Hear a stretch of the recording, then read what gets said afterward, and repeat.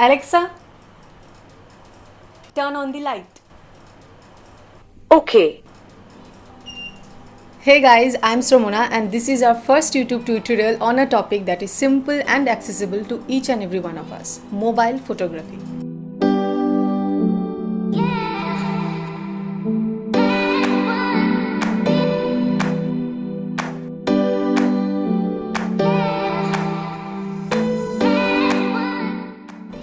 But before getting into this topic, first let me tell you, if you like our content and find it to be helpful, then don't forget to subscribe to our channel and we will make sure that we upload good quality content for you in the future. Now, we always don't have a DSLR or a professional camera with us, and sometimes we can't even afford a costly camera, but that shouldn't stop us from clicking beautiful pictures, isn't it? Here are some pictures that are taken by a mid-range smartphone camera Moto G5 Plus that you can treat as examples.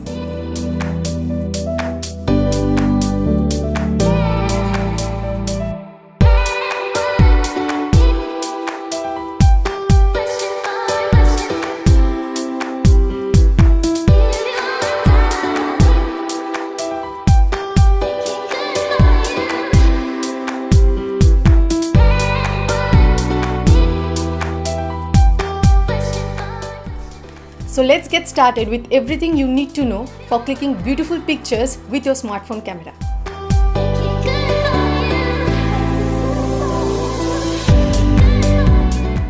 There is no point trying to take great pictures if the glass of your lens is dirty.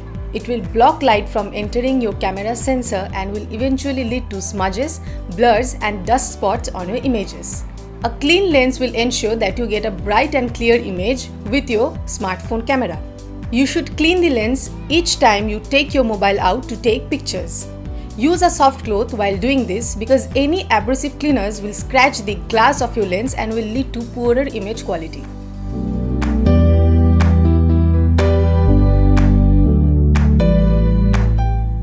The most important thing to look out for when clicking pictures is to make sure that your subject is in sharp focus. To set the focus on your mobile phone, you simply have to tap the screen where your subject is in the frame. A small square or circle will appear, confirming the focus point. If your subject is moving around, then make sure to tap the screen just before you click the picture to ensure that your subject is still in sharp focus.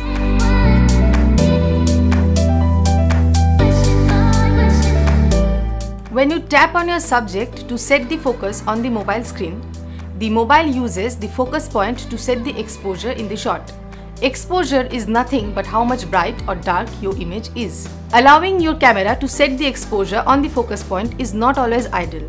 For example, if the subject is in a dark area of the frame, this could lead to the overall image being overexposed or vice versa. But recent smartphone camera has introduced a new manual exposure tool. When you set the focus by tapping the screen, an icon appears on the side of the screen. Simply swipe up or down on the screen to adjust the exposure slider. When you are happy with the exposure of your image, release your finger from the mobile screen. This manual exposure tool gives you greater control over the final look of the image.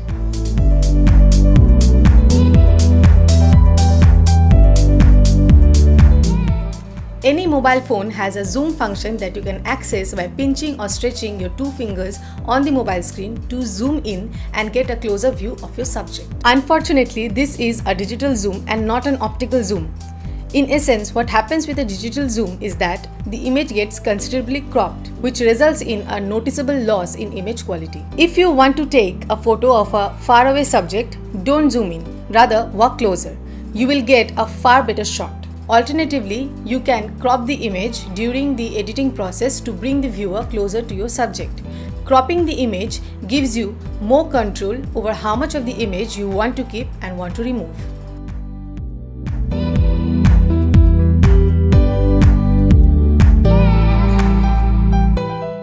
Keeping your camera steady is particularly important while taking pictures in low light or at night. When you take a photo in these conditions, your cell phone camera will need to use a slower shutter speed to ensure maximum amount of light to hit the sensor, and any movement during this process will lead to blurry and unclear images. To avoid blurry photos, you can hold your camera with both hands or rest it on a solid surface to keep it steady. You can also use a mobile phone tripod mount. While using a tripod, you can be extra careful by using the timer button or also connecting your headphone and using the headphone buttons as the shutter release to avoid any kind of camera shake.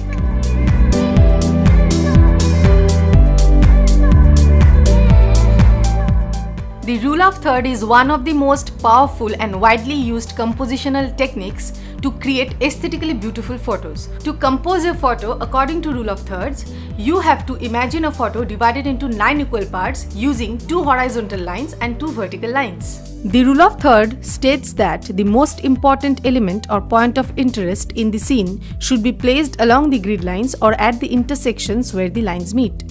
Now, to make it easier for the beginners, we highly recommend you to go to your settings and turn the grid on if it is provided in your smartphones. But as always, rules are meant to be broken and you can experiment with your shots when the situation calls for a different approach. You might be surprised with the results.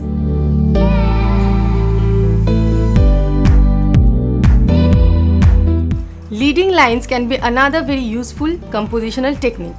Using leading lines in your image can help to focus the viewer's eyes directly on the main subject and also lead the eye deeper into the image.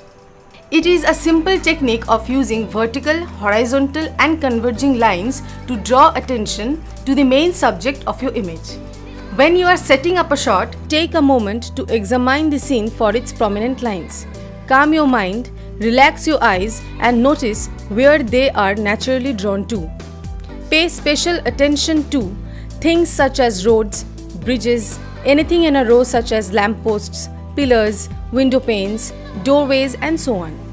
In nature, pay particular attention to rivers, waves, trees, beaches, etc.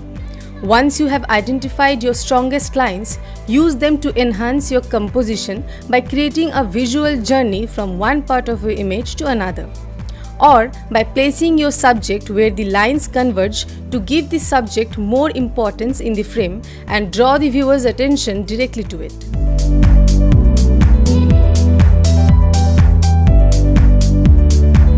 You should always look for alternative points of view while clicking pictures with your smartphone at any location. Most beginners will try taking their shots from a standing height, but the beauty of the smartphone is that it is so light and compact that you can use it in places where a bigger camera wouldn't work. Sometimes you can try getting down low and taking your pictures from a ground level. It creates a unique view of your subject that people wouldn't normally see while standing. Sometimes you can also click pictures from high up to get a bird's eye view of your subject. If you are just starting out with mobile photography, then you should master these 8 techniques before anything else. These tips will help you on your way to taking better photos with your smartphone. Some of the tips such as using leading lines and rule of thirds will help you no matter what camera you use. But the most important point to remember is to take photos and have fun. Write down on the comments below of what you thought about this tutorial, and also don't forget to follow us on Facebook. The link is given in the description. Please support us by smashing the like button and subscribe us for more content ahead.